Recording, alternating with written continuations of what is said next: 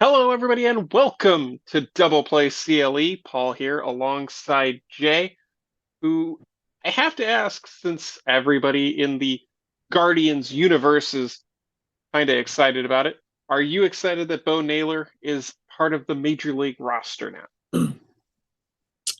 Um, Excited is a good way to put it. I am not, um, what's the word I'm looking for here? I am not overly excited, I guess would be a good way to put it. We'll see. I think a lot of people miss out on the fact that it is now, exactly as you put it, the major leagues, which is a big step up from AAA, AA. You send major league, I just want people to remember, like you send major league pitchers down to rehab in AAA. When they're doing bad, you send them to AAA. So just reminder, those are the type of pitchers that are in AAA. Not saying that those type of pitchers in AAA couldn't mow down the best batters in the world. They just probably Eventually they could.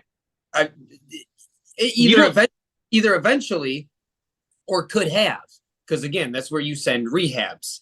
That's where if something's going wrong, that's where Zach Plesac just went. And yeah, I don't know if you've watched him pitch, but people can hit homers off of him too. So now, not downplaying Bo Naylor, I think it was his second at bat in which I texted Paul and said that he was already better than Mike Zunino on the year, for he took a walk and ended up getting batted in. So within his second at bat, he already had a run, so that was cool. And I'll take a walk over a strikeout. I mean, any day of the week, right? Like, I so can't argue that point. I think it's unfair to compare Bo Naylor to Mike Zunino. I think it's unfair to compare Mike Zunino to anybody right now because Zunino was the one of the two big splashes that the front office made this offseason. And I think we can safely say now that it was a spectacular failure. I don't think anyone considered Zunino a splash. The I front office did. everyone if that, that's upsetting to hear because I like that's no, it wasn't. On top of that, he was almost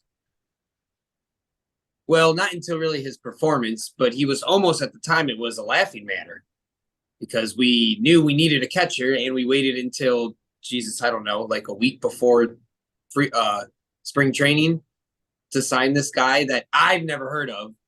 And if I've never heard of him, that's not a good sign. Um, Because you are the end all be all of all things Guardians. no, but that's actually my point is that I don't know all baseball players. So if I've Uh, never, that's probably not a good thing because that that's means fair. you're not crazy. I do want to caveat what you just said there. We signed Zanino in December of 2022. I So, knew who Josh Bell was. I knew who Josh Bell was. That you know what I mean. That so go ahead. I mean, I knew what we were getting with Zanino, and I tempered my expectations pretty heavily. I know what the front office was expecting. They were hoping to get the Seattle Mariners, Mike Zanino, who was an all-star, which was great. He was fantastic. If we'd had him, we wouldn't be talking about Bo Naylor right now. The problem is that guy was 2 or 3 years ago and was kind of an aberration.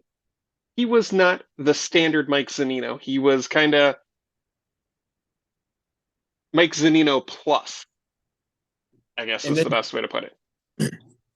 on top of that, Bo Naylor. I don't know if it was for a run. I can't remember, but I know Bo Naylor had a couple of pass balls as well, which is arguably the thing that frustrated me more than his hitting with Zunino was that's fine if you can't hit as a catcher. It's pretty common, so it's not something to really complain about. It's not fine if you can't hit and can't catch because that's literally your job, dude. So that frustrates me a little bit more. I was actually just talking about this with my grandfather and my aunt's boyfriend when we were celebrating Father's Day this weekend. Is that I think Cleveland's also been a little bit spoiled with pitchers. with people like Roberto Perez. People, Catchers. yes, is that what it is? What did I say? You said pitchers. Yes, that's what I meant. We've been a little bit spoiled with catchers, with the likes of Roberto Perez, Austin Hedges. But some people might be like, "Oh, yes, he didn't swing that well." But that dude, I that like dude had a Hedges. that dude had a pass ball every like 50 games, which is insane. Um, so to watch these games, every single effing game, and every like, we got pitchers like um Bieber and, well, I guess not McKenzie, but those would be normally our two biggest, and both of them two throw a curveball as like their 2-3, and they're dropping curveballs left and right. Who it must be Bybee must throw a curveball too, because that's the game he pitched, the game I was listening to. Does he throw a curve? I think he throws a curve and he throws a slider. And all these balls in the dirt that are getting passed, and that was so. I don't know. So we'd have to look that up. I know he had one because I was listening and I heard it. So unless he got substituted, I know he had at least one. And if it wasn't for a run, it definitely like advanced the runners or something, because it really stuck in my brain. So something happened with it because it made me mad. Like, damn it. I don't and he didn't hit that. I think he got a hit. He had 3 wild pitches in 2 games so far this season. He played 2 games. I thought he just played that last game against Arizona. He played that. No, I'm sorry, that's his total. Because he did play last season very sporadically at the end Majors. of it. Yeah. Anyway, He is what he is. We yeah, don't we know enough about Bo Naylor to really sit here and say this is going to be the guy. yeah, we Because still we're have to. talking about, I mean, we're talking about somebody who just hasn't had a whole lot of time at the show. Give him What a month and see what happens. I completely agree. What's more pissing me off is people are still mad at Josh Bell. I don't understand that, because he's really starting to warm up, and I'm like, dude, let him. He's starting to warm up right now. Let him. Don't berate him. Support him. Hopefully, we see that blossom. You got to learn. You got to learn. You got to learn your new ballpark too. That's something that comes with baseball. Is you got to learn again, like I just said, your own ballpark, where to hit, yada yada yada yada yada. But he's been coming through. The thing is I could give a shit about Bo Naylor right now. I could give a shit about Bo Naylor right now. Let's talk about Josh Naylor. Like, because that's all I care about right now. That dude had what, a 4-hit game the other night? Yes. He's insane. Easily, and this is not me being a homer. I don't think so whatsoever. He's easily the hottest hitter in baseball. As far as power goes, I might allow Showtime to have that. But as far as the hottest hitter in baseball right now, someone you're scared to pitch against with runners on right now is Josh Naylor. Period. The dude's a monster. The problem with Josh Naylor is he is extremely streaky. As you talked about the 4-for-5 performance in game 3 of the Arizona series, which is Y'all fantastic. 1 for 9 or 1 for 18 or something like that. 0-for-9 in the rest of that series is not fantastic. That's not the best hitter in baseball. That's a concern. Yeah, but in the month of June, he's batting like 311.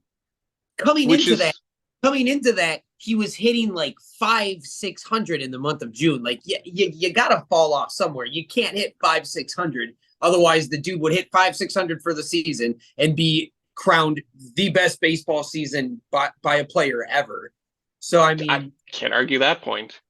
The only problem that I have with that is if I give you 9 at bats and you can't get a hit in one of them,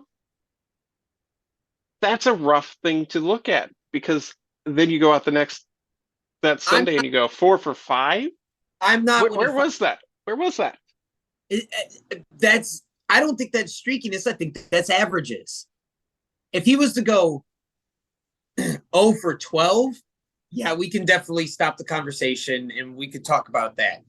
But he came back with that night. Well, we have a night off, so we don't really have anything else to base that on. It would be nice if he has. Well, it would be incredible if he had another 3 for 4, 4 for 5, but that's not going to happen. What would be nice is if he just has a solid 2 for 4 next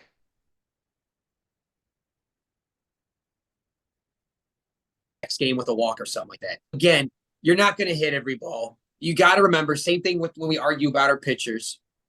They're trying to get you out just as much as you're trying to get a hit. So, Josh Naylor, the thing about Josh Naylor that also bothers me, and I've been listening to a lot of the games, but it's usually when I'm working or again on Father's Day. So I don't necessarily hear every single thing. I don't know how he's been doing with his pitch count. Because the thing about Josh Naylor that pissed me off, especially in October last year, is you go up to bat.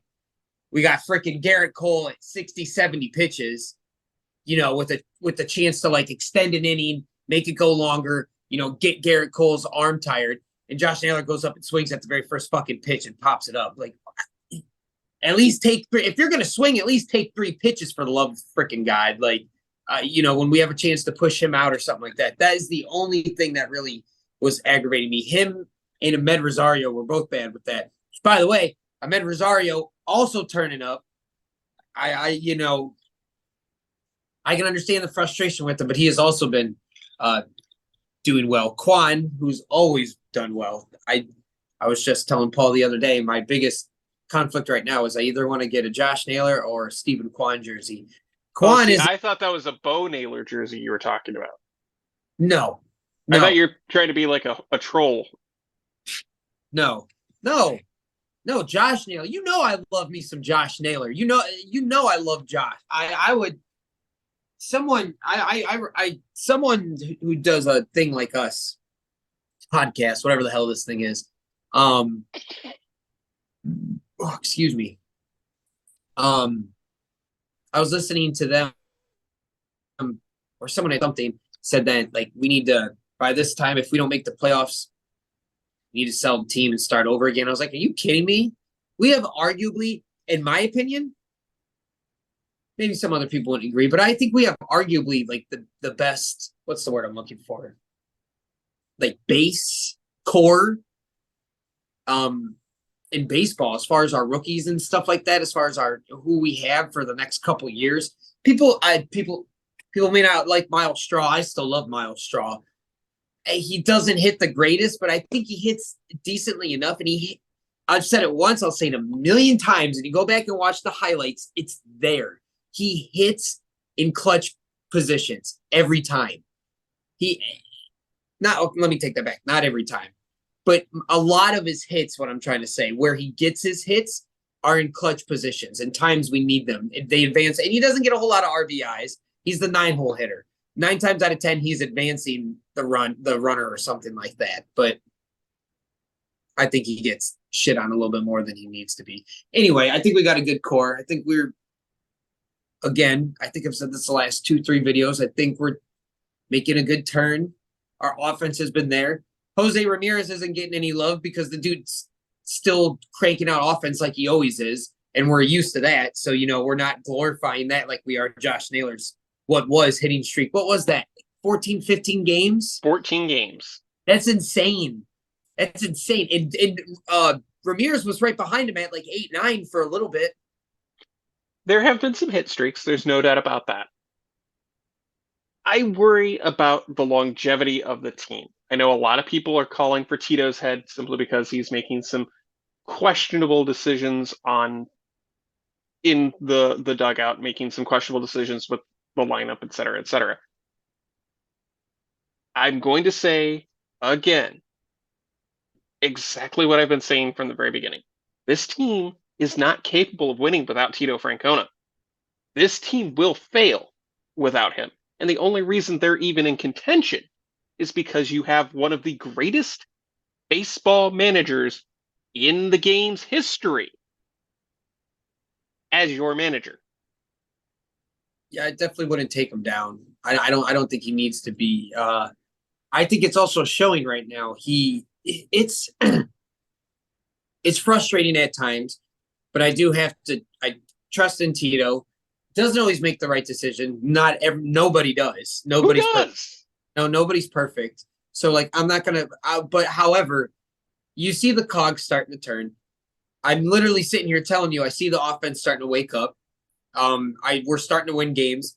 The Padres and the Diamondbacks makes us what, like 4-2 in our last 6 series or something like that. Like I think 2-4. No, we won four. I'm talking about just win loss. Like I'm talking about I wasn't talking about like in order. I'm saying we have lost two series back to back, but if you look at our last couple series, we're on the way of winning things. You see the lineup changes. I don't know what took them so long with the catcher situation. It was an obvious leak in the boat, so that kind of hurts. I can't really defend that. I can't defend the fact that people really wanted David Fry, and he's come out and hit what 3 or 4 homers already. Yeah, David Fry has a home run, 3 RBI, a double, and 4 I runs scored. thought he had at least 2. No. Um, and that home run, I know that one home run he hit definitely wasn't in like a great position. Like we weren't like needing that or anything. We were up by like 2 or 3 or something like that. Not that that takes away from it whatsoever, but I think they call it garbage time in other sports. it wasn't garbage time. I don't actually. You don't get garbage time in baseball because you Up can't just. by more than if you're up by more runs than a closer can take for a save, I call that garbage time. Because if you're Um, up by 4 or 5 runs, what if you're you're talking, doing doesn't seem to matter. then sure. But other than that, as a betting man, I don't know if it's a special season or what. That's just untrue. The amount of comebacks I have watched, from 5-6 down is unbelievable this year. I know it's unbelievable. I've seen it so many things. The amount of walk-offs, the amount of like grand slam innings in the same game. Um, it's been a lot coming off of a 12-3 win ourselves. Um, There's been a lot of high scoring games, yes, for especially sure. this weekend. You had the 12-3 for the Guardians over the Padres. The Red Sox just beat the hell out of the Yankees. What was that? Can't remember the score, but we have a segment here on Double Play CLE that we are trying to get sponsored. And what is that segment called, Jay? You tell me. I say it every week. But I teed you up for it perfectly. Yeah, but I'm keying you back up for it. Well, I'm keying you back to it. It's called "Fuck the Yankees." See, I didn't Thank have it. you. That's why I was giving it to you. By the way, we're not joking about that whole sponsorship. We have a sponsor who is potentially interested in sponsoring that. So if you are one of those who would like to sponsor that Yeah, segment, by all we have means, we'll any bring it. sponsor actually vying for this spot. Yes, Um, there are they're people who are genuinely interested in this segment. knocking down the door. Our offers are somewhere up, I think, in the millions. So, if you even want to, What? try it, you can get mine. But just visit my Twitter. Go to the website listed on my Twitter at yopauly.com, and we can go from there.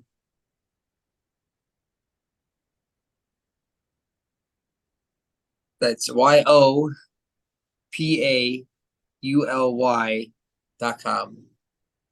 www. The most annoying thing in my life is the fact that I had to sign an autograph with that stupid nickname. Where?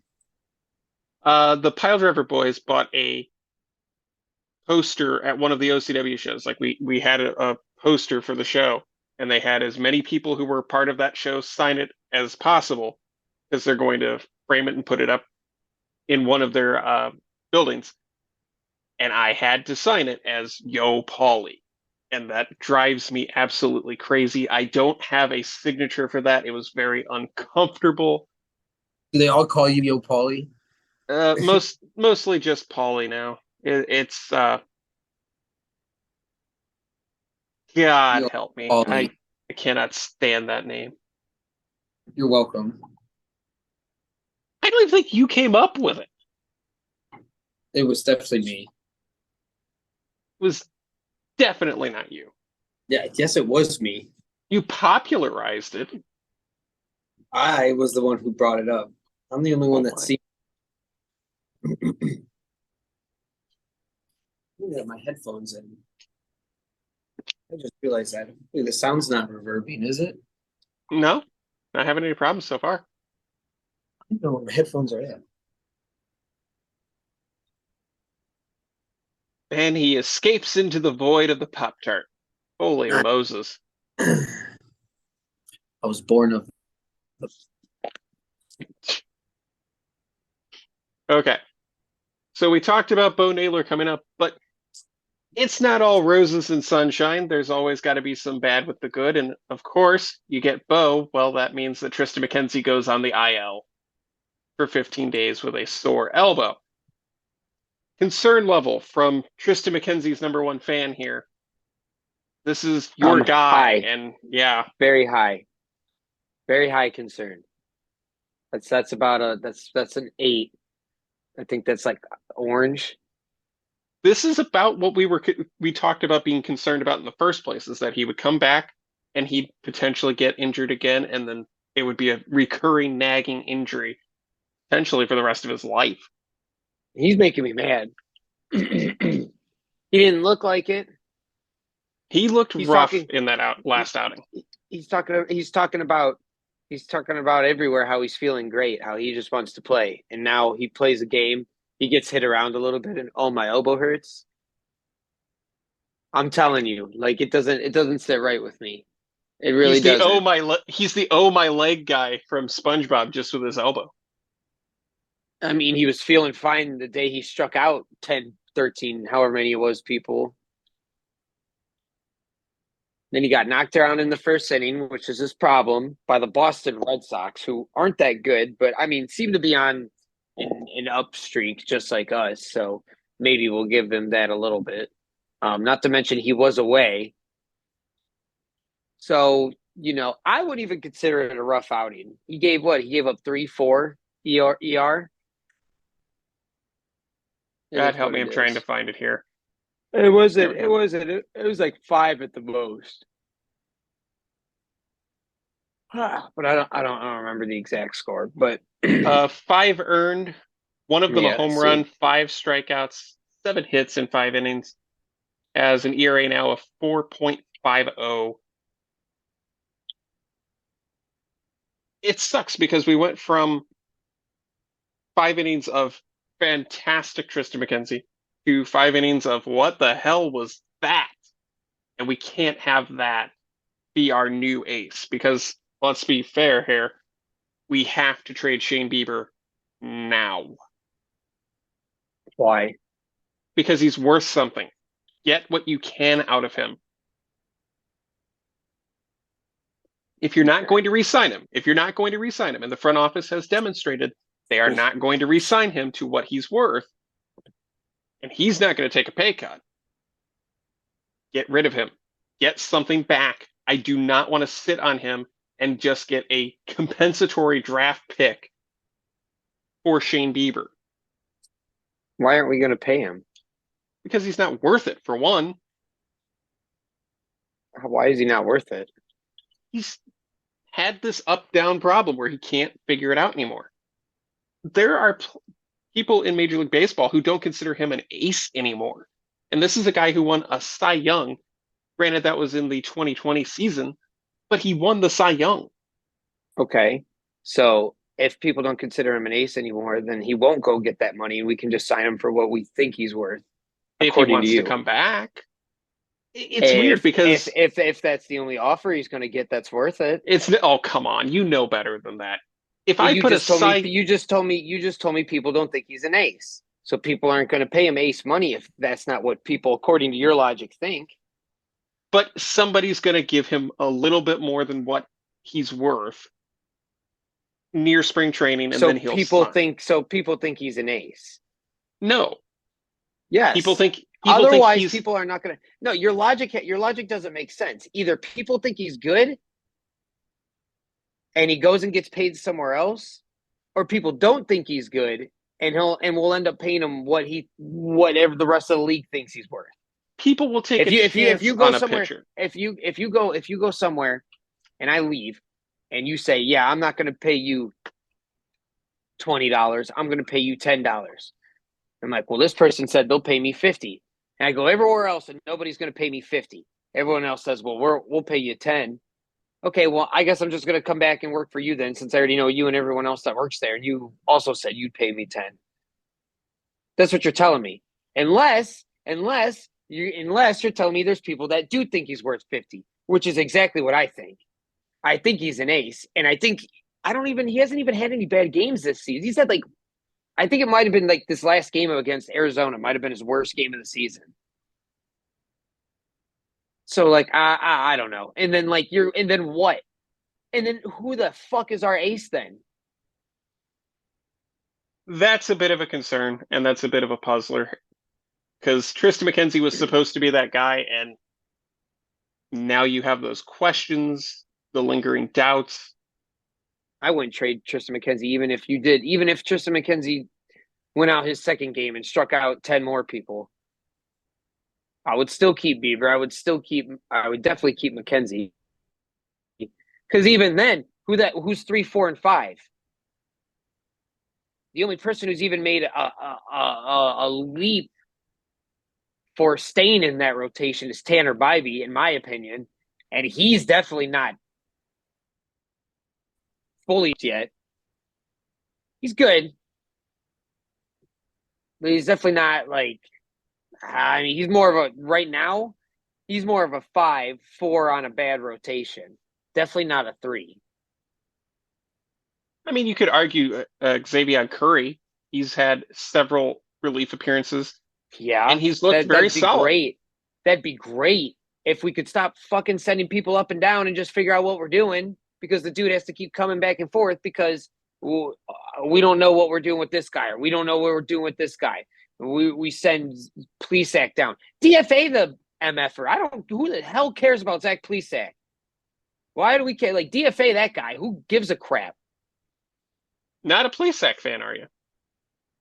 No, and I tried for years, but the dude just plain sucks. The dude should stop playing baseball. So that's why I'm saying I don't know why you even send him down. Just DFA him. They did DFA him. That's the thing. He was DFA'd and nobody picked him up. So that's a concern. Well, what does that tell you? Yeah, that's exactly the problem. He's now in AAA Columbus, and I believe he is on the injured list in AAA Columbus. And welcome to Shane Bieber. Because that's exactly what's going to happen if he tries to. I think that's exactly it. I think he's worth 25. I don't think he's worth 50, but he's definitely worth 25. Shane Bieber is 5-4 with a 3.51 ERA. He's had 15 starts, one of them a complete game, which is very impressive in this day and age when you've got such a ridiculous stranglehold with pitch count that if you get anywhere close to 100 pitches, you get pulled immediately. In 95 innings, he has surrendered 91 hits, 38 runs, 37 of those earned, and 11 of those were home runs. He's walked 25 and struck out 69, including a hit batter, a balk, and 5 wild pitches. His whip is 1.221. His hits per 9 is 8.6. Home runs per 9 is 1. Walks per 9, 2.4. Strikeouts per 9, 6.5. I'm not going to complain about the 6.5 on the Ks per 9. His whip is what? 1.221. Shit, can't complain about that. But the problem I'm having with this, those are not ace numbers. The problem I have with any argument when it comes to a Cleveland pitcher is you say that, and it's like this dude isn't pitching when we're down 0-6 half the time. And if we're not down 0-6, we're down 1-2, which is even more nerve-wracking. These pitchers never get to pitch in an advantageous situation, which is completely stressful. There you go. You just made my next point right there. This team is not good. They're always struggling. A good team does not struggle every single time they step up to the plate, every time they take the mound. A good team has the advantage at some point. This team has not had an advantage all season. They have been average at best. We did Sunday. Okay, you had one day. You got to do it 162, and you got to win at least 81 or 82 of those games to even sniff the postseason. Unless, of course, you play in the worst division in Major League Baseball, which thankfully we do. We The deserve to.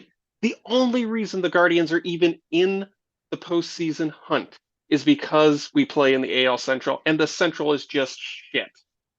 Every single team in this division, as of the time of this recording, is under 500. That is god awful baseball. That is something that we This need to dude. talk Yeah, about you can only realignment. say that because the Twins lost today. Otherwise, you Hey, wouldn't have been able to say that. I'll take it because every single team in the American League East is better than us and better than the AL Central. That is unacceptable. You're telling me that the Baltimore Orioles are better than every team in the American League Central.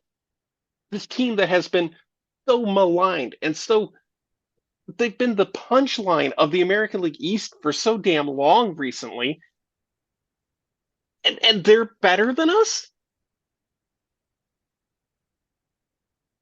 It happens. Not to mention, one of the teams in our division is currently battling to be the worst team in the league. Well, they were last year, weren't they? Or was that the Diamondbacks? I think it was Oakland again. Oakland's been terrible for a long time, but in this particular case, it's the Kansas City Royals who are trying to be the worst team in Major League Baseball. The So that's Royals are what, fun to watch. yeah, if you're not a Kansas City Royals fan, I'm sure they are. You say that, but their average attendance is like, I can't remember the number, but it's like 3/4 of their stadium. That's because they have a championship they put on the wall. So, I if you put a banner on the wall at Progressive Field that says World Series champion, in the next 2 years, that stadium is going to sell out 455 all over again. Because that's what this city does with winners. Unfortunately, we're also seeing what this city does with losers. yeah, get them out of here. Unless you're the Cleveland Browns, in which case you can just be awful forever, not even try, and And no one still cares. sell out the entire stadium. Go Browns, I guess. Something like that. So overall, the road trip was not good for the Guardians. Good to get them back home and facing one of the worst teams in baseball, the Oakland A's. God, what do you mean one of the worst teams? The Oakland A's are definitely the worst team. It's literally a battle between them and Kansas City. No, no, no, no, no, no, no, no. I think Kansas City is the second worst team. Kansas City ain't moving. I'll tell you that much. There's been talk of a new stadium for Kansas City. Yeah, exactly. What? Didn't they just get that one, or am I tripping? No. Kansas City's had Kauffman Stadium since the 70s, I think. I knew that. Oh, really? It's one of We the were older watching stadiums. them earlier. Oh no, it wasn't them. It was Detroit. And And that's they had the also a new fountain one. on TV. And Al was talking about it. He wants to go see the one in Detroit. You know who Al's favorite player is? Josh Bell. If you ask him, that's what he'll tell you. That would be your son, of course. We should probably preface that for those who might not know your intimate life details. I don't think that would be my intimate life. That would just be my personal life. I don't know. I don't tell people everything about me. Do you tell people everything about you? I don't know. Do I? You can't bounce the question back to the questioner. Well, stop questioning me. Oh, for the love of God. Anyway, you ask him because he told me the other day that Josh Naylor was my favorite player, and I was like, that's yeah. I was like, I don't really have a favorite player, but yeah. And I then would say it's probably Jose and then Josh Naylor. it's hard nowadays because I really love my team as a whole. obviously I have love for more players, different players than the other. Players that have been there for years are going to harbor more. What's the word I'm looking for? More love from me because I've seen them there through the years. Jose, Clase, Tristan, Quan.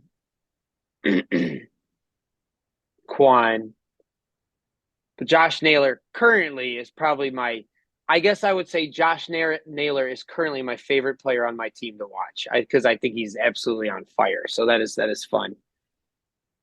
I do think it's kind of cool because I was watching Bally Sports the other day, and they run through these commercials of great moments in the season, right? You would imagine those are basically the top moments of 2023 for the Guardians. Fair? Mm-hmm. Do you know what the moment was that I saw the other day? What?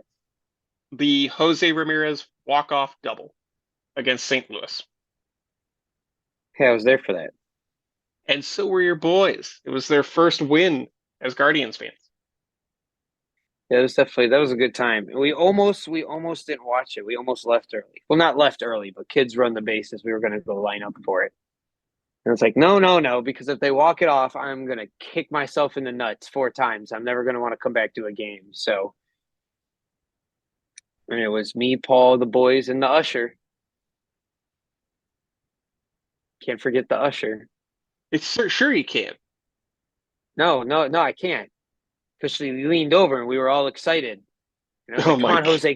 And I was like, come on, Jose, crush it.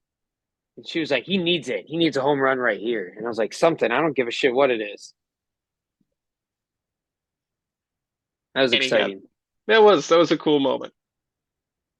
So Josh Naylor, Jose Ramirez, those are your boys. Should they be all-stars? Should they be representing the Cleveland Guardians at T-Mobile Park in Seattle as part of that American League squad? Josh Naylor leads all first basemen in RBIs. Yes, he does. Which is a pretty big stat. But I believe that's the only stat he leads first baseman in. I don't think the Cleveland Guardians are very popular, so I don't think any of them honestly will get voted to the All-Star game this year. Well, I know one of them has to, so it'll probably be Jose. People like Quan gets left out. Quan had that amazing catch the other day in the Padres. No, not Padres, in the Astros 14-inning game. Not to mention the dude's on-base percentage has to be like 800. So, I think there's a lot of players that even like honestly, like Josh Naylor in the hitting streak, honestly would probably propel him to be what is the number 1 candidate on our team. But I think Steven. Who's at the top of that list though? That's going to keep him from ever getting the number 1 vote at DH. Who's at DH? What do you mean? Josh Naylor. Josh Naylor. Oh, well, Josh Naylor's a first baseman, but sure, go ahead. Well, I would assume they listed him at DH. But Shohei Ohtani is currently leading the American League in DH with 924,000 votes. Second place at designated hitter is Brandon Belt of the Toronto Blue Jays at 205,000. That is a 700,000 vote gap between first and second. You can almost pretty much right away say that Shohei Ohtani will be the starting DH for the American League, because I don't know how anybody's going to overcome 700,000 votes after just a week. Well, Josh Naylor hits 2 home runs every game until the All-Star game. I bet you he can.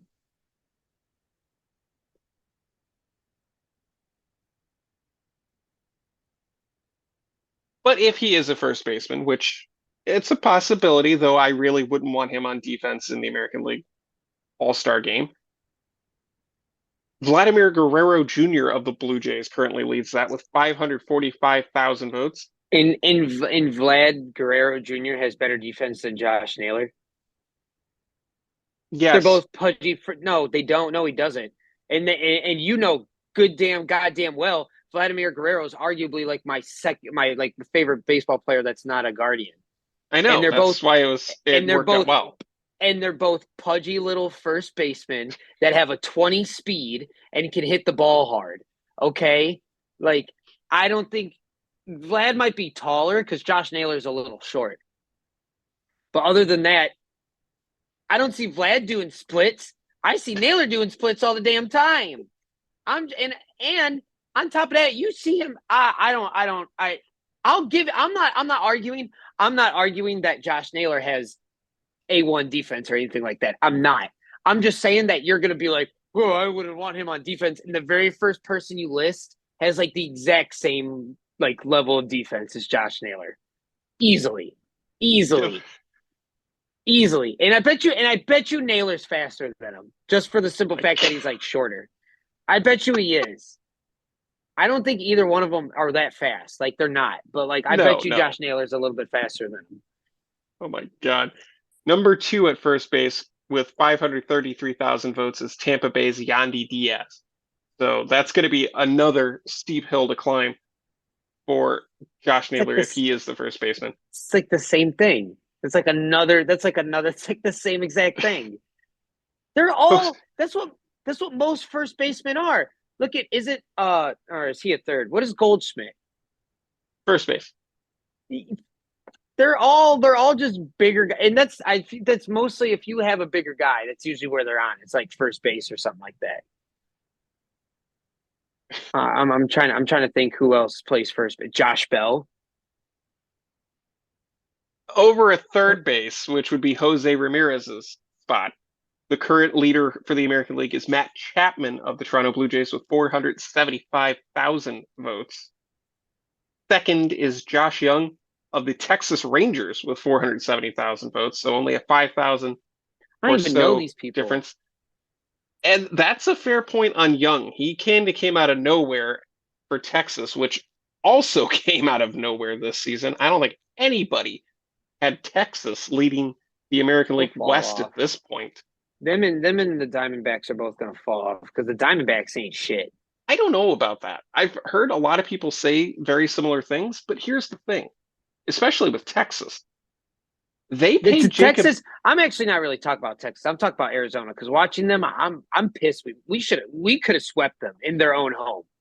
That first game was theirs, but the next 2 games were obviously the third one was ours, but that second one we could have definitely freaking won. I don't think they're all because I remember going into it as a betting man again. We had plus odds, and I was looking into it, and I was like, oh my God, we do like they're the best in whichever league they're in. I don't freaking remember. They have a really good record. That Gallon dude pitches really good at home, which that's it. He pitches like shit on the road apparently. So like I don't know. I was just like they'll fall off. That's all fake. The current. Go ahead. Go ahead.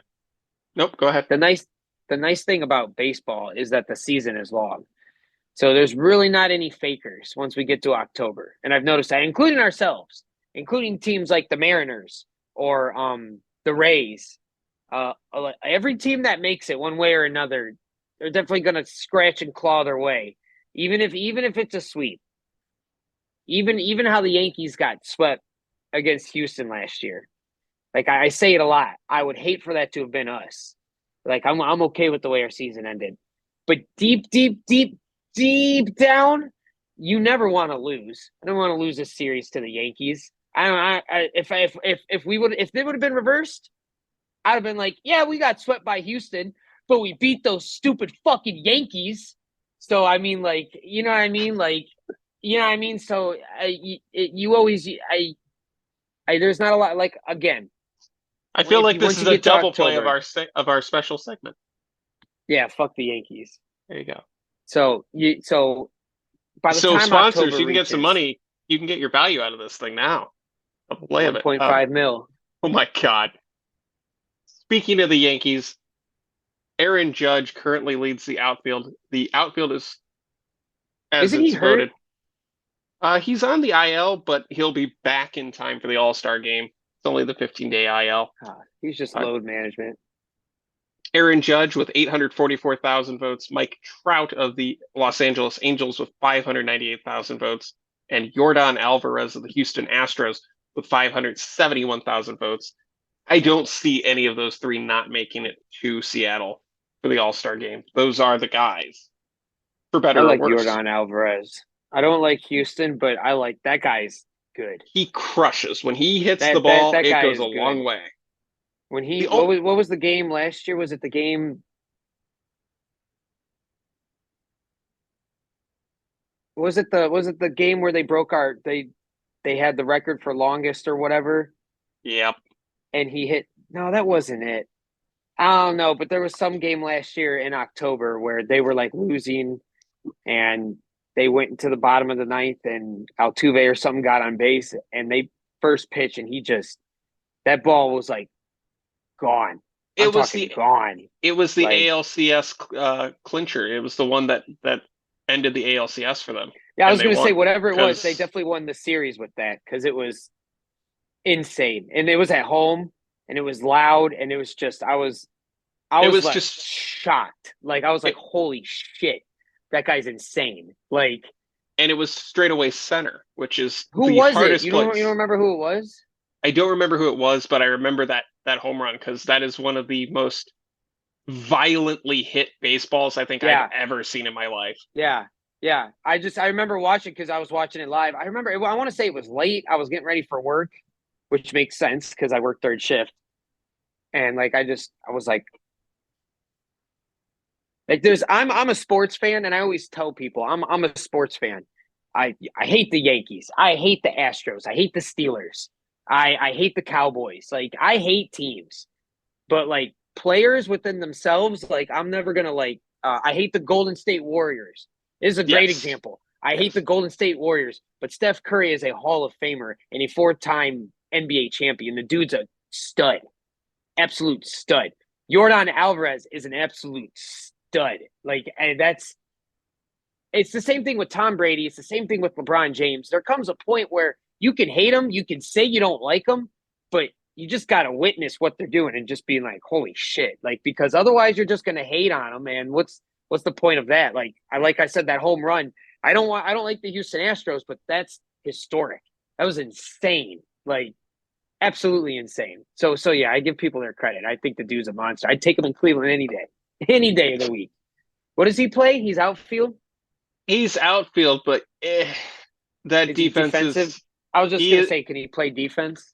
I would probably make him stay as a DH and be done with it. He seems a little clunky. Like, isn't he big? Isn't he like He's bigger? he's a bit of a chunky guy, let's put it that way. And that's one of the Is it? No, I reasons mean, why, I meant like everything. Isn't he tall too? yes, he's a big boy. That's the other thing that almost kind of hurts it. It's the same thing with Aaron Judge. It's like, yeah, you better be crushing balls. You're like 7 foot tall, dude. Like you should be. I'm just saying. See, you say that, but that makes your strike zone bigger. Makes it easier to give up strikes because you're standing up there with a bigger strike zone.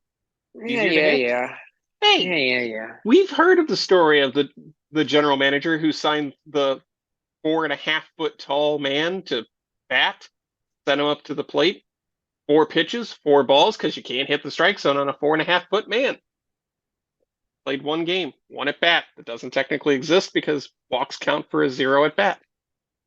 I say it technically doesn't exist. Huh? That's funny. I forget who it was. It sounds like something Bill Veeck would have done back in the day. Yo, Paulie. Oh my God. The name to keep an eye on in the outfield for the American League All-Star team, Randy Arozarena of the Tampa Bay Rays, who is currently 532,000 votes behind, or total. So a little less than 40,000 behind Alvarez for that final spot. Arozarena is fun to watch. You could argue that he is one of the reasons why the Tampa Bay Rays have been hotter than hell.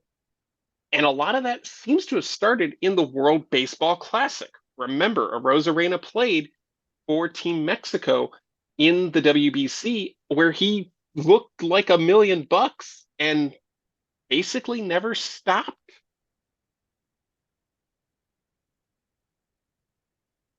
I know there's been a lot of discussion amongst Major League Baseball fans, owners, general managers about the WBC impeding the progress of the regular season.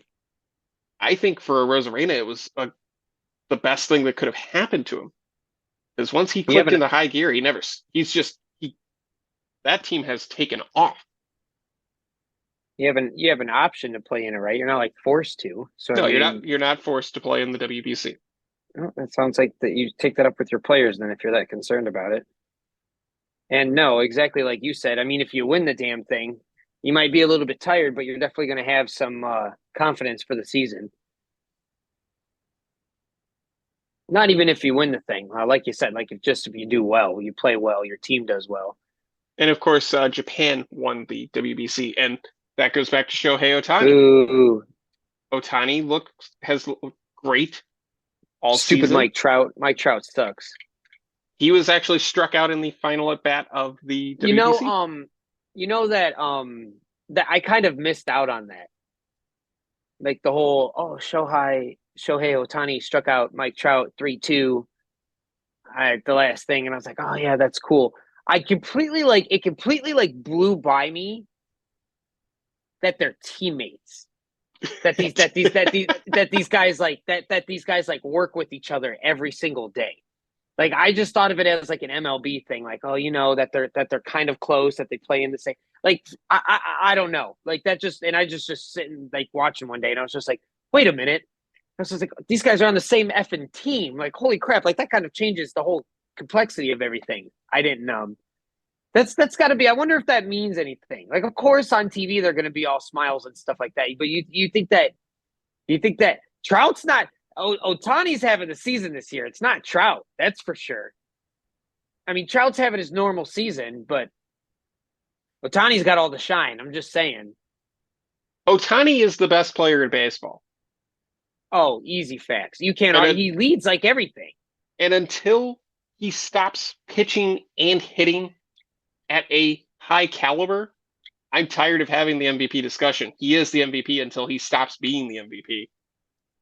The only other better hitter in baseball right now might be Acuna. That dude's been hitting pretty well too. Yeah, and Atlanta is coming on strong. Yeah, I was just gonna say that the whole Atlanta squad's just been definitely. I think last year might have pissed them off the way they exited the postseason. You could argue, and plus, remember Acuna was injured last season, so he didn't get to experience that. He's more than making up for it. It's been great to see the young players in baseball, in Major League Baseball, really come into their own and own it. But it's not, it's tough because for every great youngster who comes up from through your minor league system, you're gonna have three or four that fail. And I think that's maybe something that we're all missing on these prospects. And it goes back to Bo Naylor. I've said it before, I'll say it again. There have been so many people who wanted Bo Naylor called up, said he was going to be better, blah, blah, blah, blah, blah, that when he does fail at some point, at some level, because he's going to go through a slump, there's not an if to that. Those people don't get the right to bitch and moan about it. You just sit there and you Where's take SpongeBob at? Oscar Gonzalez is still down in Columbus. Well, why? No, where? Why? What is going on with him? Like, why? Why is he not like playing at all? I'm so confused.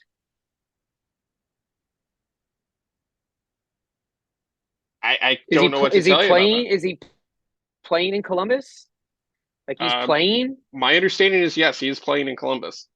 I just don't understand. Like I don't like if he went through like I don't know like I've the reason we sent him down was because he went through a little bit of a slump, but like we're keeping like we let Zanino and Ahmed Rosario like work through their crap. Like where the hell is Oscar Gonzalez? Like the dude is like could easily be our future. Where is he at? Just looking at his stuff right now for his minor leagues, he is batting 192 with a 213 on base percentage and a 288 slugging. whatever. He Trash. is struggling. But he's Maybe better than a that's good why. portion. Yeah. It looks like he had a good game in Omaha against the Storm Chasers on Saturday. Went 2 for 5, scored a run. Well, he hit a home run. But he's had he's getting a hit, but he's not really doing much with it. He had a really good game against the Louisville Bats where he went 2 for 5 with 3 RBI, a run scored. Also had a strikeout, unfortunately.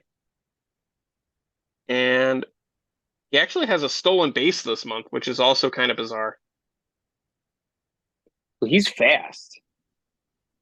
He runs really fast. Whether he can steal bases, I don't know, but he runs really fast. Yeah, just looking at his numbers real quickly, I think the problem is he's just not there. For the month of June, I will say that he is batting .310 with a .354 on base percentage. Okay, so he's picked it up a little bit. Well, that's picked it up 18, a lot. That's 18 hits, 7 runs scored, 2 home runs, 15 RBI. oh, it's almost 4 like walks, he's coming 17 out the other strikeouts. side, just like the rest of the Guardians. Well, he better because that April really hurt him, and that's rough. Well, he better what? It's not like he's playing whatever. The only problem is we have a lot of outfielders. We have a lot of decent outfielders. But Gonzalez is someone you could definitely use in a position where it's late in the game. Straw's coming up to hit. You But know, by that logic, you just switch Straw for Gonzalez and hope for the same defense. Gonzalez plays the same defense that Straw plays. Do you think Straw Gonzalez is the same caliber? Straw probably plays like a level better than him, but name the last time Straw's made a spectacular defensive play. You don't have that. He's just making plays. Oh, okay. Well, Gonzalez makes plays too. I don't know any of our outfielders at all to make any not plays. I don't know any of them to suck or like drop balls all the time or miss the play or anything like that. Well, I don't know. I don't know how to put it. Like I feel like our outfielders are pretty solid. Quan's obviously solid. Brennan's solid. Straw's solid. Gonzalez, if we're taking him into that consideration, is solid. Who else we got out there? It's interesting because looking at Oscar Gonzalez's numbers, he's played both left and right field down in Columbus. Predominantly has played right field, where he has 24 games, which equates to 211 innings. He's had 39 putouts, 3 assists, and an error in right field. Yeah, and he has an arm. The dude has an arm from the field, too. Strangely enough, in left field, where he's only played 12 games. He played right field for the Guardians. I know he did, but they're having him play left field as well. He has 3 assists and an error from left field. So he's pretty damn consistent in terms of his defense on either side of the outfield, which is kind of handy because if something were to happen to Straw, you could shift perhaps Juan, who is the faster of the two, into center field. Move faster of the Oscar, two between who? Him and Gonzalez? Him and Gonzalez. Gonzalez and shift is Gonzalez fast. into left field. I feel like, hold on. I feel like you don't know that. Gonzalez is fast. He's are got you aware speed, but he's not the guy. No. He's fast. I feel like you don't know that. Like you're saying he's faster than Quan, and I don't know if that's true. I think if he were faster than Quan, I don't think he would have gotten sent down. I mean, if you're hitting 190, I don't care how fast you are. But if you're that fast compared to Quan, who is a fast individual, yes, Quan's very fast. He would be useful off the bench as a pinch runner. Okay, but that was going to be my next thing. It's like, why don't we even have them on our bench for a pinch hitter or pinch runner? because they believe he can. They believe in him. They believe he can do this. They just got to get him right. Essentially, that's why you go down to AAA Columbus to get right. So then I'm also going to say this, and I know you of all people might completely disagree, but like an outfielder is an outfielder. I don't. It's all just playing the field, dude. It is. It 100% is. You catch the ball, you throw it in. Okay. Especially the outfielders, like the infielders, you can give me more of an argument for, but the outfielders, seriously, dude, all you do is run and catch the ball and throw it in. And I'm not taking away from that. Don't anyone jump down my damn throat. I'm not saying these people don't work hard, don't play hard, yada yada yada yada yada. I'm just saying you go to the show and you go to any fucking outfielder and it says other position and it lists the other two outfields every time. Like very rarely does it not. The only exception is a lot of times there's people who just play left or right. They don't play center. I can see how you can argue center's different, but if you can play right field and you can run left, and I ask you to play left field, all I need you to do is run right, buddy. That's it. Okay. I get it. I know there's different. It's come on. First and foremost, left field at Progressive Field is one of the hardest positions in baseball to play. The only other ballpark that has a tougher left field is Boston because their wall is even taller. But the way the ball bounces off that wall and the way the ball bounces off of the wall in general is very important. You talked about this earlier indirectly when you were talking about Josh Bell and the fact that he needed. Specific. Well, this is very field specific because you were talking about how Josh Bell needed to get acclimated to hitting in Progressive Field. And you're absolutely right about that because I think he might have had maybe 5, just 10 at bats in his life in Progressive Field. Our field sucks, right? Like we have like one of the our dimensions are long. Yes, it's tough to hit a home run here. Yeah. So why the hell do we complain about our players not hitting home runs when we have one of the shittiest parks to hit home runs in? I was just like reading about this the other day, and we do. I'm like, look at this. I was like, our park fucking sucks. What is this shit? It's hard to hit home. And I'm looking at stuff. It's funny you mentioned the monster and shit like that because I didn't realize how close the monster is. That thing's only 300 feet. Like I was like, wait a minute, it's only 3, but it's tall, so you got to make sure you're up at the same time. So like I love that part about baseball, and I hope if there's one thing that they get that I really hope they never touch, it's the fact that the parks are different. That is so unique, and I love it. And it counts for a lot. Just like going back to players getting acclimated, like you were going to say, Josh Bell, only had like 1, 2, 3 at bats or something like that in Progressive Field beforehand.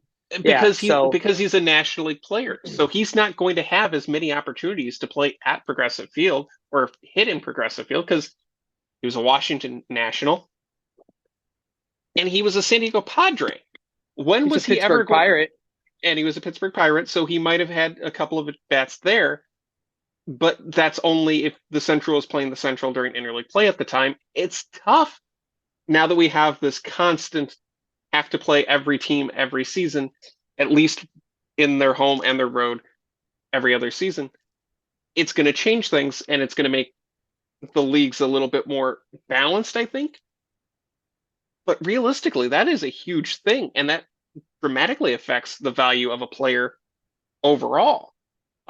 There are a number of players who knew their value at certain ballparks who signed with those teams simply because they knew they could hit there. Kauffman Stadium comes to mind. I think Santana ended up there because of his numbers against Kansas City.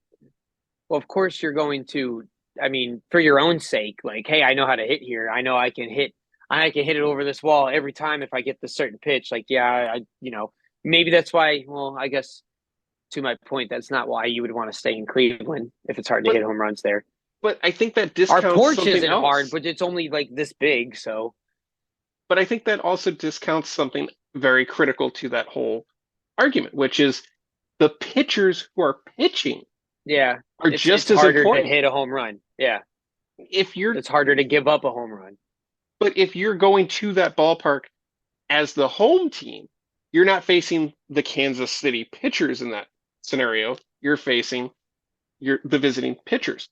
That changes things. Just because you can hit Kansas City pitching in Kansas City's ballpark doesn't mean you can do that with, say, Cleveland's pitching or Right. Minnesota's pitching. And I think that's an important part of it.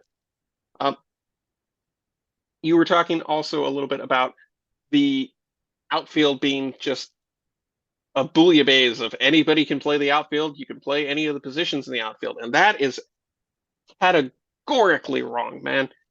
There are a number of players who will tell you it is extremely difficult to go Then from you're left bad. field to right field. No, it Then you're just bad. means you're good Yes. at something. You get very, very good at it. I There never are argued that you couldn't be better at one position or the other. I'm telling you that if you are a major league baseball player, you know what? If you're a major league baseball player, if you're a major league basketball player, if you're a National Football League player, you can play. You should be able to play other positions. Otherwise, what the hell are you doing here? You're talking about Gronk playing or JJ Watt playing tight end and catching a touchdown. So you're saying that Joe Thomas would have been fine if he'd have flipped to the other side? That's what JJ Watt did. And he caught a touchdown. He did it like once or twice. But he did it in a position where he needed to for his team. So you're telling me you're a right fielder and I need you to go play left field and you're like, "Oh, bro. I don't know if I can catch the balls out there in left field as well as I catch the balls out here in right field.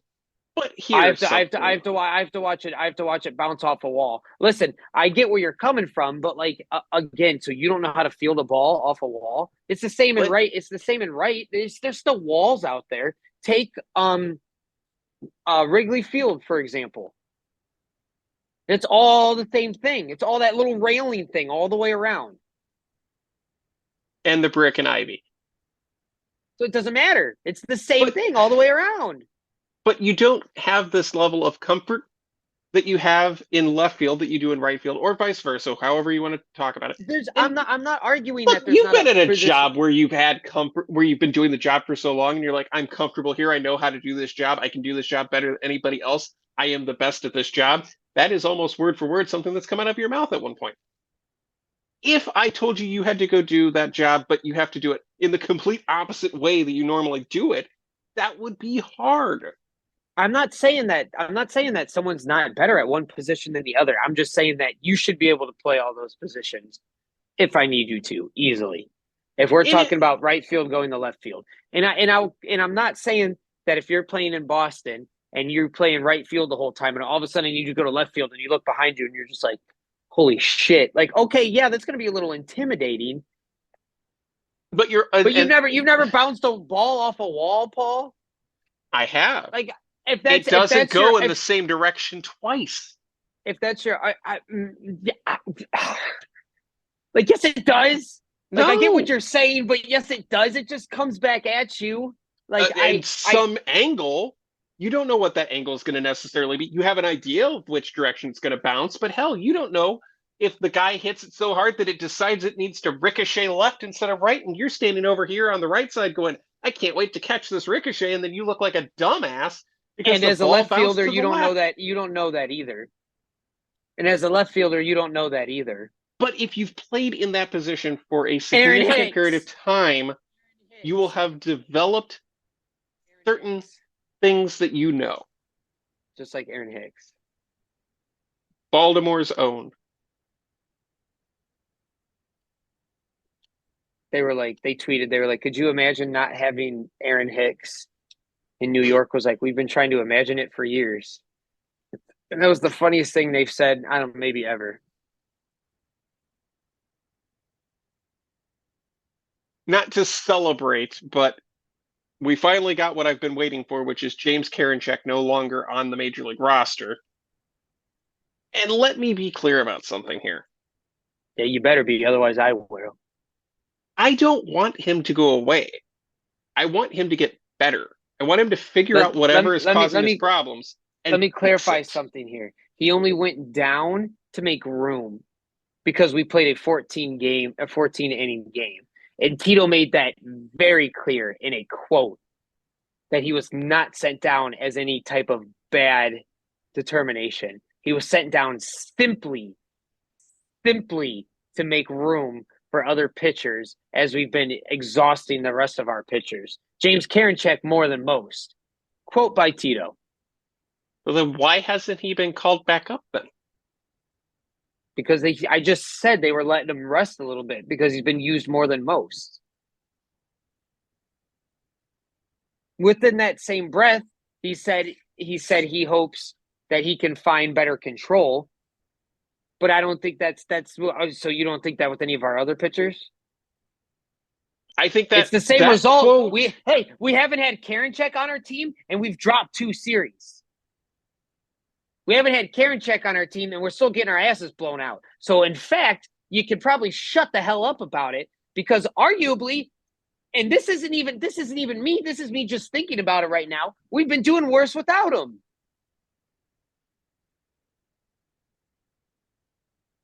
You should have just shut the hell up. You should have even brought him up. And that's just whether that's just an act of God or how baseball rolls out, but that's just the truth. Since we've set him down, we've done worse. You're so proud of yourself, aren't you? I just don't understand the hate for him. The dude has like one bad game, just like every one of our other relief pitchers, with the exception of like Eli Morgan, who's an absolute stud. I love that dude. Even De Los Santos, that I was just praising like 2-3 weeks ago, and literally praising like the day it happened. And the dude gave up like a 3-run homer when we were up like 6-3 or something like that. Class A's doing better, which is fucking great. Trevor Stephan has been meh. Sandlin's been meh. Like, none of them are better than Karinchak, so I don't know what yours or anyone else's argument is.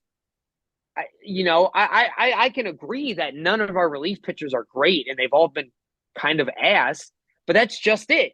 And then everyone focuses because you're not the only one. I see it. I know you're not the only solo opinion. People saying the same shit about James Karinchak, and I don't get it. I see because like none of our relief pitchers are good. None of them are. None of those names right now and what pisses me off is what the hell happened. Because last year every single one of them were on absolute, you could touch any of them. And now they all suck. Not even one of them's good. Like, and that's the part that kills me. Not one team, you tell me any of those pitchers, not one team wants them. So like we can't do anything with any of them. And then the only ones that are decent, like Xavier Curry, we want to make a starting pitcher, which is great. I'm all for. I think he should be a starting pitcher, but like we can't. Oh my gosh, our rotation is just such a mess. And it will continue to be a mess because this Wednesday was supposed to be Tristan McKenzie's start. Who's going to get the call on that one? Whoever we just used, who was it? I don't even know his name. Rock? Tuki Toussaint, who was a fantastic pitcher for the Braves. Fruit Loops or whatever his name is. He's already been DFA'd. No, really? He sucked. He's gone. He's not gone yet, but by the time this comes out, he'll probably be gone because that's not going to last long. I believe one of them's hurt, or Savali or the other one, Quantrill. One of them's hurt. Cal's injured. He's on the injured list. Yeah. And like, I don't know. Pitchers are hard too because like, I think people are really hard on pitchers. I feel like a 2.5 is a really good ERA. I think if you have a 2.5 ERA, if you have an under 2, you're amazing. In this league nowadays, if you have an under 2, which I don't know if anyone does, as an under 2 ERA. I'm curious about that myself. If you have if you're under 2.5, I think you're still pretty damn good. To be under 3, I still think you're pretty damn good. So just like earlier, we were talking about Shane Bieber, he had a 3.5. Yep, that's about, in my opinion, 3.5 is about average. 3.5 to 4. Only when you see like an ERA of about like 8, stuff like that, I think, is when you get into like the really bad, like, okay, don't bet on the run line or bet on the run line over today if you see a pitcher with an ERA of like 8, because you don't get up that high without good reason. So especially when you pitch multiple games. The current league What's the leader in ERA is Shane McClanahan of the Tampa Bay Rays with a 2.12. yeah, that's exactly what I said. It's about like that's amazing. What's the top 5? I'm glad you asked because I have that directly in front of me. Number 2 is Framber Valdez of the Astros. He's got a 2.27. Damn, really? Sonny Gray of the Minnesota Twins has a 2.37. Marcus Stroman of the Cubs at 2.45.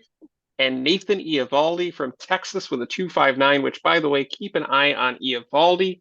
There is a lot of discussion that he could be the comeback player of the year for Texas because he has been unbelievable. I 9-3. like Stroman.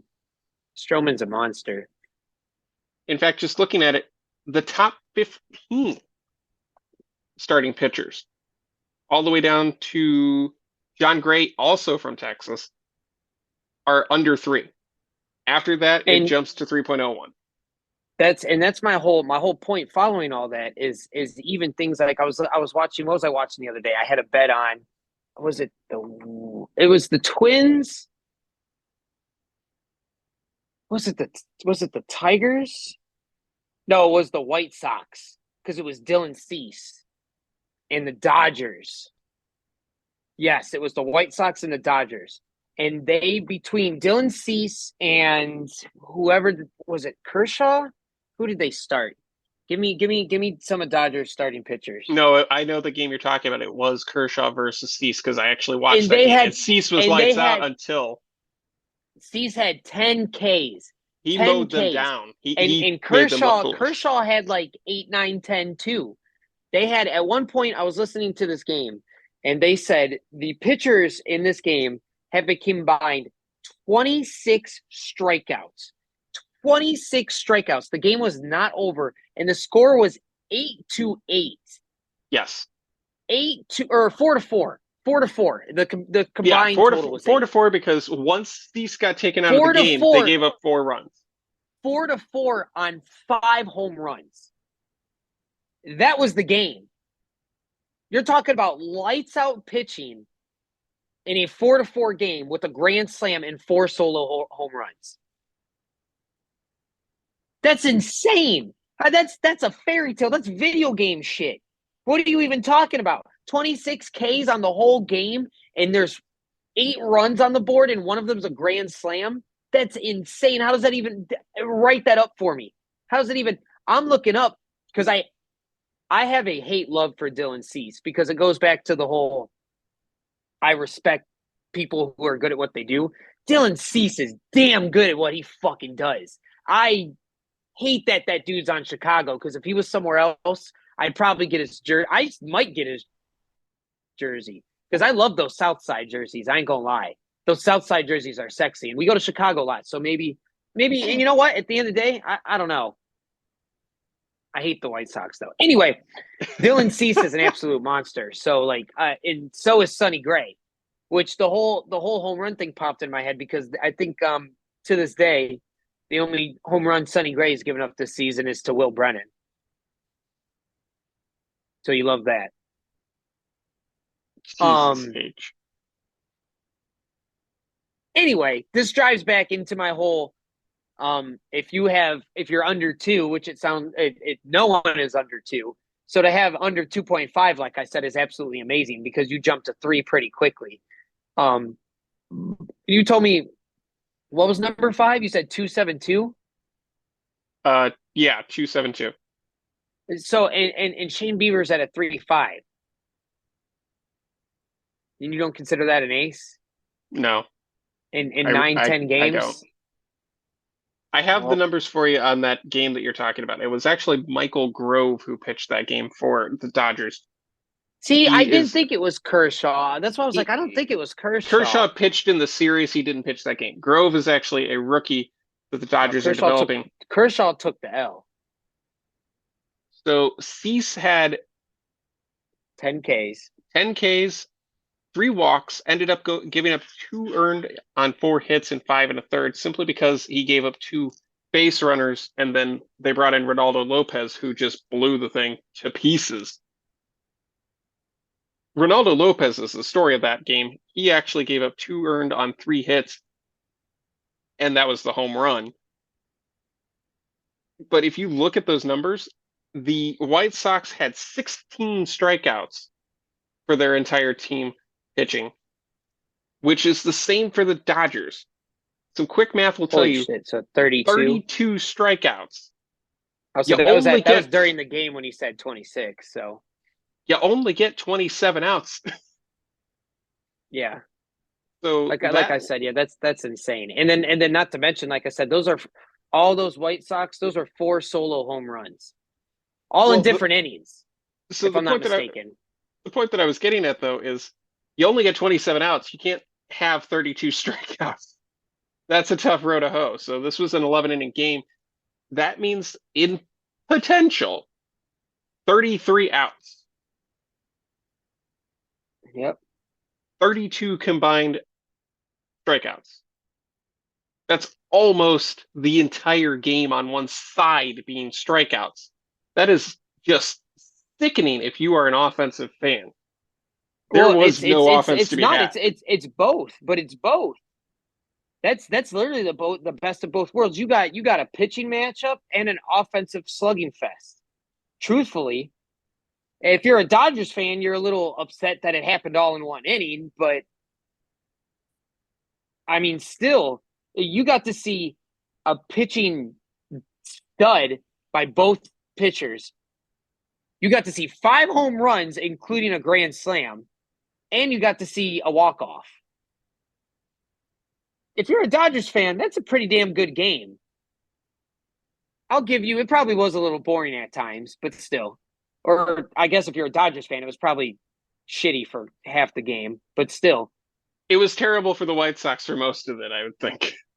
That's right. No, the White Sox were winning most of the game. They were up like 4-0. They were up 1-0, 2-0, 3-0, 4-0. And then Dodgers hit the grand slam in like the 6th or the 7th or something like that. Man, just looking at the win probability chart, that thing goes up and then down. That is Yeah. That's nothing new to us Clevelanders. Yeah, we are the roller coaster capital of the world for a reason. Yep. Roller coaster capital. That is true. All right, what else we got? I think that's all I got for baseball. Well, I do want to offer our congratulations to Ruglis Odor, the winningest manager in Akron Rubberducks history, collected his 245th victory as manager of the team the other day. Is that Rougned Odor's brother? Has to be. They are related, yes.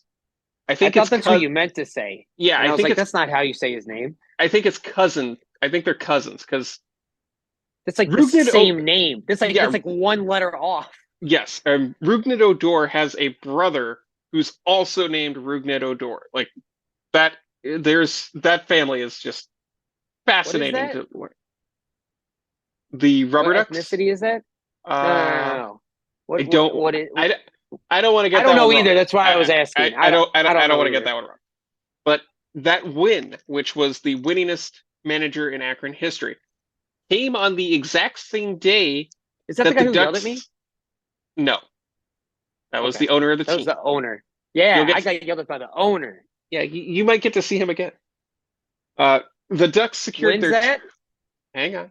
The Ducks secured their 2,500th win in franchise history on the same day that Odor became the winningest manager in history of the Akron baseball franchise.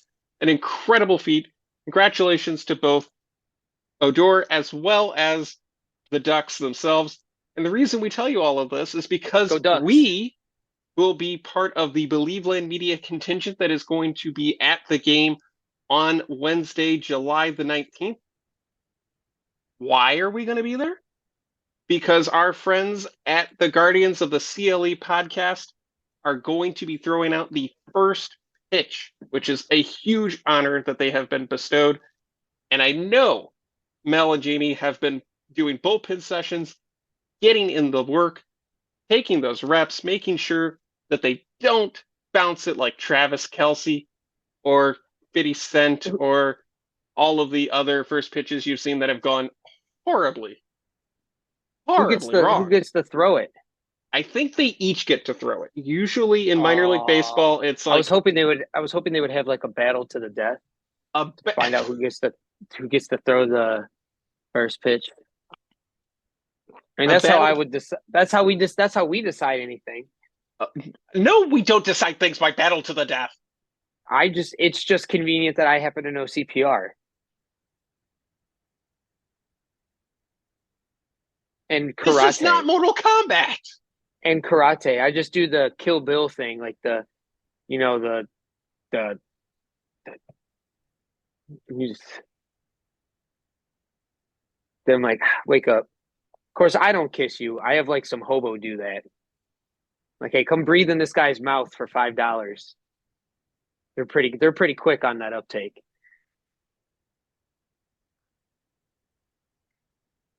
Although for your sake, to make sure their mouth is clean, I try to find like the drunkest one because alcohol, kills the germs. So, at least I have your health at top of my priority list. Are you done? Yes, I am. I am very excited to go to the Rubberducks game. Who do we play? I believe it's the Richmond Flying Squirrels. Ooh, nice. Good team. Good team. So that should be. You know what? You know what I want to complain about is that why the hell is a minor league jersey the same price as a major league jersey? That kind of aggravated me. I went in the team shop and I was like, oh, I should get me a Rubberducks jersey. It was like $150, $160. I'm like, well, if I'm going to do that, I'm going to buy me a Guardians jersey. Why the hell would I buy me a Rubberducks jersey for all that? Their orange jerseys are fire though, very fire. And you might end up buying one at the July 19th game. No, I probably won't. I will wear my hat though that I got at the last game. And I'll wear my championship shirt that I have hung up here somewhere. Did I buy that or did we get that? I think that was a giveaway, wasn't it? That was a giveaway. That was because the last time we went to a Rubberducks game was opening night last year. Quack on top. That's what it says. I'm pretty sure quack on top or something like that. I think it does, but I was not expecting you to say that. I know what the phrases on my shirt say. Quack on top. Oh my God. I'm looking forward to having some delicious food, enjoying a great baseball game, and hanging out. Hey, anytime I get a chance to go watch baseball, I'm happy to do it because I love baseball. And I should also point out to our listeners and viewers on YouTube, if you have any tips for throwing a first pitch, if you've done it yourself and you want to help out our friends at Guardians of the CLE podcast, send them their way because we want to make sure that these guys go into this 100% confident, ready to throw that pitch and to make it a strike.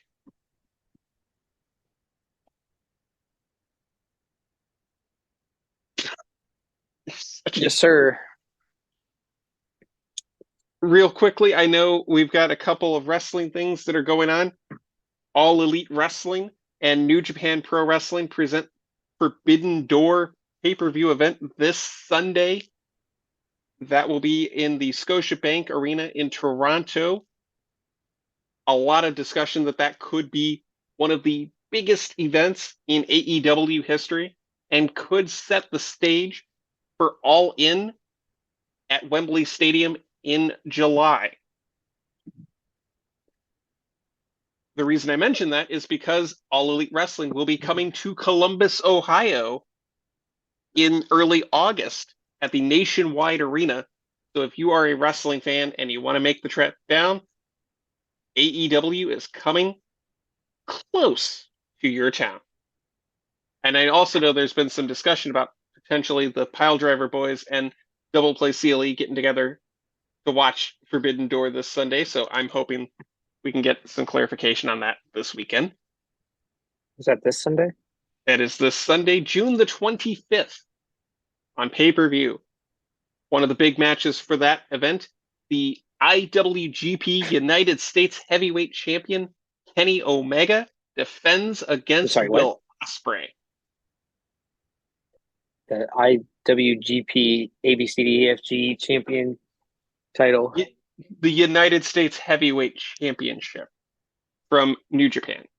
They just have the International Wrestling Grand Prix, who sanctions that, which is also a handy segue into my neck of the woods, which is the next Ohio Championship Wrestling show on Saturday, July the 8th, is going to be the OCW Heritage Grand Prix. It will be a single night, single elimination tournament. 8 men will battle to crown the #1 contender to the Ohio Heritage Championship. The winner of that matchup will face the champion Chuck the Truck Morris for the championship at one of our rowdiest and most exciting events of the year, Mogadore, Ohio, Summerfest 2023. If you've never been to an OCW event, get to one of these next 2 events because it's going to be a lot of fun. And I don't believe there's a paid admission to the Mogadore show. So if you happen to be in the Mogadore area, you got nothing else to do, maybe come out to the carnival, have some funnel cakes, hot dogs, French fries, all that kind of good stuff, and then come on down to the 50-yard line of the football field and take in some awesome wrestling. Also announced for the Heritage Grand Prix is going to be a championship all-star match. The tag team champions, No Shame Jimmy Shane, and the show Robbie Starr want to prove they are the absolute best. And what better way to do it than to challenge the 2 singles champions in OCW? They will challenge the Heritage Champion Chuck the Truck Morris and the OCW Heavyweight Champion Lord Thomas the Brute. This is going to be a true all-star game for our brand of wrestling, and we can't wait for Saturday, July the 8th, the Heritage Grand Prix. An all-star caliber show, you say? I'm excited for that match. And not just because I know all 4 of them and I know what they're going to bring to that match, but just the excitement of having all of our champions in one match. I don't think that's ever happened in the history of OCW. So 20 years into this company, we're still making history, still making matches, memories, and moments like only we can. And of course, I'll be on the call with Drew the Werewolf Starner. So if you don't have a chance to get to the show, at some point it'll end up here on YouTube. You can take a listen, or you can tune into OCW Flashpoint every Friday, I believe it is now, where I have exclusive interviews with most of the talent. Should probably get that right. You realize I did most of that off the top of my head? Well, that's what you get for being unprepared. You suck. No. I am in the top 1%. My God in heaven. By God. All right, ladies and gentlemen, we thank you so much for joining us once again for Double Play CLE. For Jay, I'm Paul. Good night, everybody. Or good day if you're watching this in the middle of the afternoon. Yeah, you know. Whenever.